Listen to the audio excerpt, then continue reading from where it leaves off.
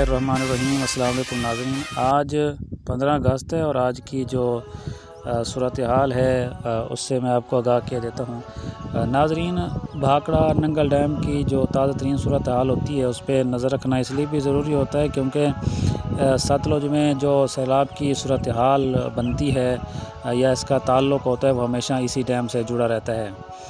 जैसा कि मैंने पहले भी आपको बताया था कि भारतीय रियासत हिमाचल प्रदेश जहां सतलुज पर ये भाखड़ा नंगल डैम वाक़ है और इस रियासत में 11 अगस्त से 14 अगस्त तक ताकतवर गैर मामूली और मूसलाधार बारिशें मुतवक्की थीं, लेकिन इस बार जो स्पेल आया है वो इतना ताकतवर नहीं था कि भाखड़ा के भरने की रफ्तार में तेज़ी से इजाफ़ा करता। लेकिन फिर भी बारिशें अच्छी हुई, लेकिन डैम चूँकि बहुत बड़ा है जिसकी कैपेसिटी 1680 फ़ीट है और इस वक्त भाखड़ा नंगल डैम जो है वो 1635 फ़ीट तक भर चुका है।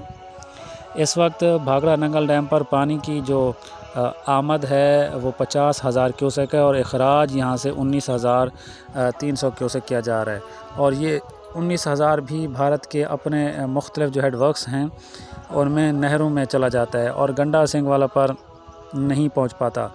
तो नाज़रीन, इस वक्त गंडा सिंह वाला पर बिल्कुल खुश्की की सूरत हाल है, यानी गंडा सिंह वाला इस वक्त बिल्कुल आमद और अखराज दोनों नील हैं और सुलेमान की पर पानी का जो इस वक्त अखराज है वो 2516 क्यूसेक है और इसके अलावा इस्लाम पर 700 क्यूसेक का आउटफ्लो जारी है। तो नाज़रीन, फ़िलहाल बल्कि ये कहा जाए कि इमसाल सतलुज में किसी किस्म की सैलाब की सूरत हाल पैदा होने का कोई इम्कान नज़र नहीं आता तो ये गलत नहीं होगा, लेकिन फ़िलहाल कुछ नहीं कहा जा सकता।